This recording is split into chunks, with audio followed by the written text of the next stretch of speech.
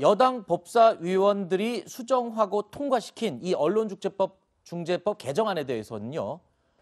여당 내부에서도 비판의 목소리가 나오고 있습니다. 그렇죠? 네, 그렇습니다. 아무래도 이제 언론 자유 문제가 민주주의 사회의 기본적인 그리고 보편적인 이 자유 부분에 대한 해당하는 중요한 가치이기 때문에 굉장히 이제 여러 가지 비판들이 나오고 있는 상황이니까 여당 내에서도 말이 나오고 있습니다. 조응천 의원 같은 경우는 오만과 독선 프레임이 다시 가동될까 두렵다라고 하면서 권력 비판 감시 기능이 약화될 수 있고 민주주의 발전에 어떤 걸림돌이 될 가능성이 있다라고 하면서 민주당이 가져왔던 어떤 가치를 훼손하는 뭐 그런 것일 수도 있겠다 이렇게 얘기를 하고 있고 이용호 의원 같은 경우도 좀 이게 수기의 과정을 좀 거치면 안 되는가 네. 그리고 1인 미디어 이런 부분이 빠진 부분에 대해서 좀 적절한가 이렇게 문제 제기를 했고요.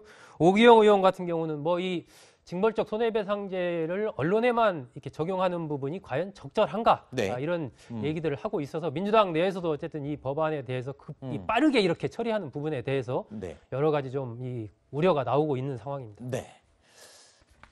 자, 지금 제가 통계 자료 하나를 제시를 했는데요. 이 통계 내용은 언론중재위원회 언론 관련 판결 분석 보고서 내용 가운데 일부입니다.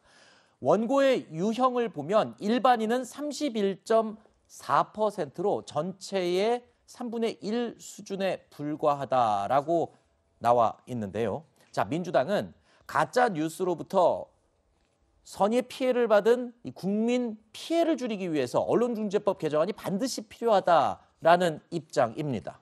자, 과연 지금 이 비율만 보더라도 글쎄요, 이 일반 국민들의 피해를 예방하는 데 효과적으로 작동할 수 있다 이렇게 보십니까? 뭐 그렇게 지금 현재 저 상황 소송 건수나 아니면 형편을 보면 그럴 가능성은 낮아요. 근데 네. 이 법이 예컨대 지금 우려하는 것처럼 그러면 언론의 뭐 자유를 완전히 침해하고 이런 법이라고 저는 보진 않아요. 왜냐하면 기본적으로 지금 제소할 수 있는 즉 문제를 제기할 수 있는 대상에서 뭐 재벌 그리고 정치인들, 선출직 공무원들, 고위공직자는 못하게 빼놨어요. 물론 허점이 있긴 해요. 그게 뭐냐면 비선 실세가 있거나 예컨대 또는 가족이거나 이런 경우는 이제 가능하게 되거든요. 근데 그게 이제 허점인데 그것 빼고 나머지 부분에서 일반적으로 이제 고위공직자들은 대상이 안 되기 때문에 저는 그래서 이 법이 저는 이렇게 생각합니다. 이게 물론 이제 우려하는 것처럼 언론사의 기자들이 혹시나 이런 기사를 썼을 때 내가 이런 징벌적 손해배상이 되는 5배 정도까지 피해를 배상하는 데 그러니까 위축 효과가 일정 부분 있을 수 있는데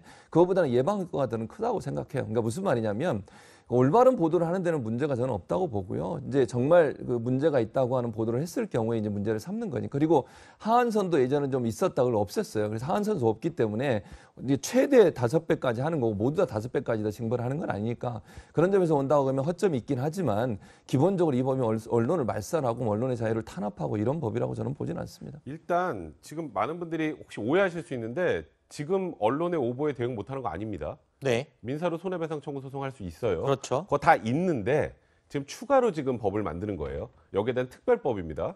근데 아까 말씀하셨던 것처럼 고위공직자도 뺐고 그러니까 이거는 결국 그렇게 크게 문제가 아니다라고 보는 분들도 있는데 한번 그렇게 생각해 보죠. 반복적, 지속적인 악의적 보도. 일반인한테 그런 보도가 있나요? 통상적으로 저희 같은 그냥 일반인한테 그런 보도들이 있나요? 대부분 공인이나 아니면은 공직자나 공직자 관련 가족이나 네. 그런 분들에 대해서 이런 보도가 연쇄적으로 나오는 경우가 많거든요. 그럼 결국 누구를 위한 법인가요, 이게?